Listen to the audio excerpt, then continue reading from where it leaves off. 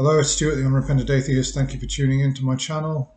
I usually make my videos at night time, quite late at night, because I work during the day. I've got an eBay business. I'm in mail order, but Royal Mail are on strike, so I'm not working. I'm not working today.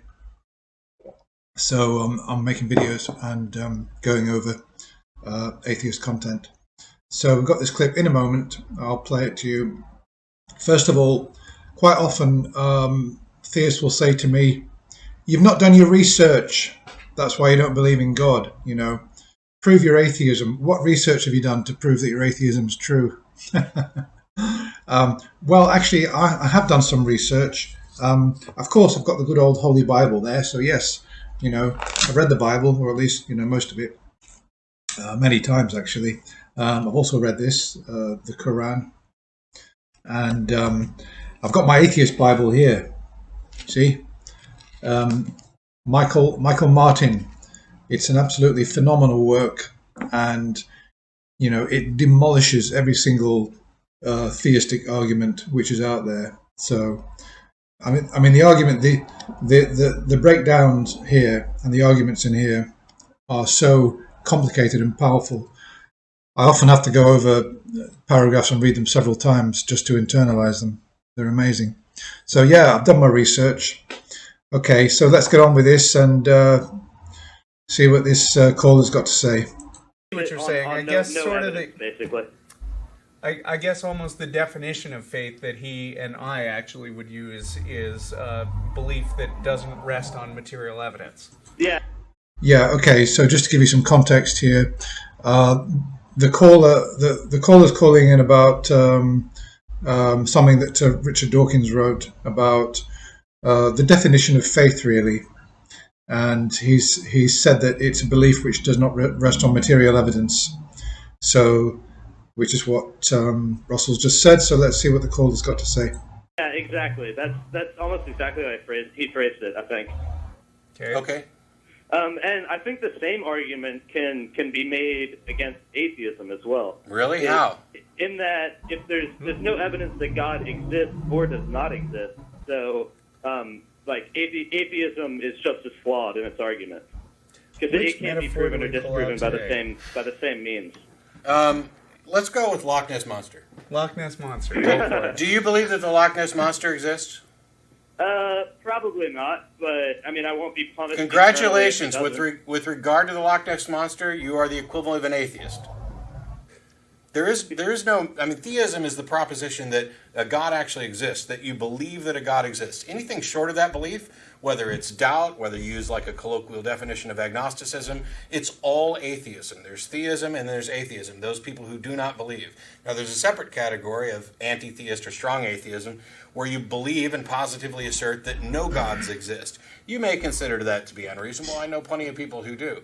However, I think that in my case, just because there are two options, either God exists or God does not exist, that does not make the odds 50-50 between the two of them. So what I'm doing and what atheists are doing is rejecting this proposition that God exists. It takes no faith to do that. I'm not relying on faith at all. I'm saying this proposition, the case has not been made for it. The evidence has not managed to demonstrate the efficacy of this claim. Yeah, just cutting in there.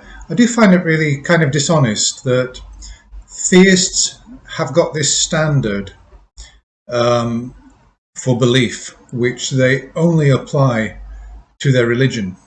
So if we take lots of things which people generally know don't exist, should we say Santa Claus, fairies, unicorns, fire-breathing dragons, etc.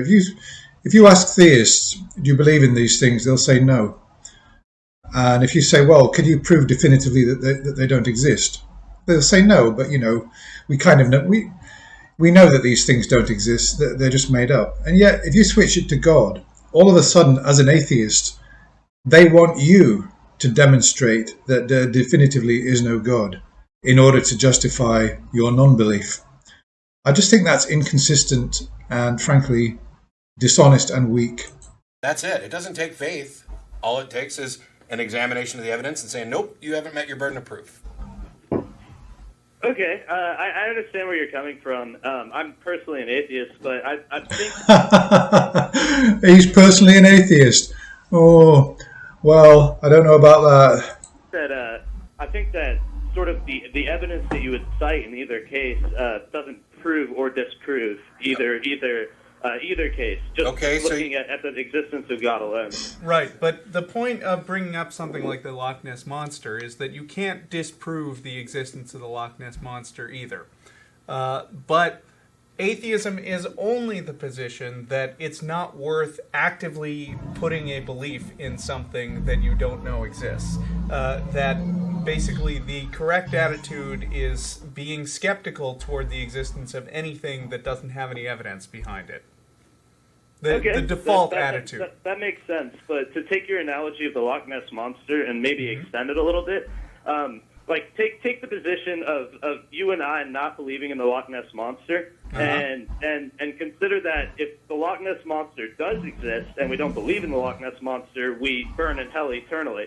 However, if we don't believe in the Loch Ness Monster and he doesn't exist, then we're okay. Oh, so what you're doing... From a theoretic standpoint, and the two of you being middle-aged, slightly overweight men, wouldn't it be better for you to play it? Middle-aged, overweight men?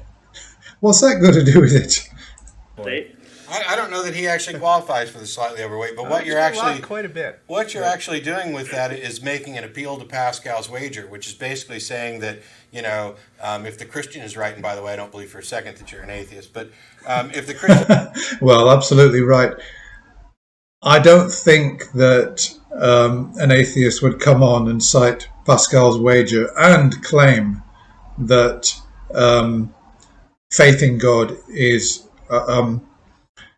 atheism, in other words, non-belief in God, is logically or evidentially equivalent to faith in the existence of God. It would be really strange if a really genuine, true atheist came on and did that and cited Pascal's wager as well and pointed out that Matt and Russell are, overweight, middle-aged men. Which actually, I think that Matt here in this is in his 30s, so he's not really anywhere near middle age. It seems to be almost kind of malicious.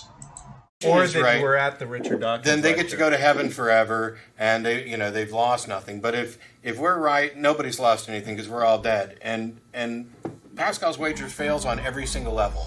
It's a false dichotomy. It ignores all the other possible religions. It ignores other heavens. It ignores other hells. It makes the claim that worshiping, believing costs you nothing when that's not true. If this is the one and only life you have, then every minute that you've spent believing, worshiping, every dime that you've spent in deference to a God is wasted. So there's not a no-loss situation at all. And also, just because you happen to believe in one particular God doesn't mean you've avoided the hell of some other one. It's flawed start to finish, whether you use the Loch Ness Monster or Jeebus. It doesn't make any difference. And by the way, it also makes a couple of other presumptions. One, it presumes that belief is subject to the will, and that by determining that you're in a safe bet situation, you can go ahead and choose to believe as kind of like a covering your ass thing, which also makes the presumption that this God that you're believing in is silly enough that he'll buy into your covering your ass conclusion. Pascal's wager is one of the most ridiculous things. As a matter of fact, when anybody starts emailing to have a conversation with me outside of the show, the first thing I tell them is, I'll have any conversation, I'll consider any evidence you present for the existence of God, I'll have whatever discussion you want, using whatever definitions you want. But the second you bring up Pascal's wager, the conversation's over. And so Okay, yeah, so he's just ending the call there. Yeah, the guy's dishonest. He's called in. He's highly unlikely that he's an atheist. But, this Pascal wager thing, when I first heard it a long time ago, in my 20s, I thought, God is supposed to be all-knowing. He can read your mind. He knows whether truly in your heart you believed, or like Matt said, you're just covering your ass. Love the way he articulated that. So I saw that it was a false strategy 30, 40 years ago. That's all for now. I hope you enjoyed that clip. I thought it was a really good one. Another dishonest theist calling in. And thanks for watching. I will be back very soon with another clip.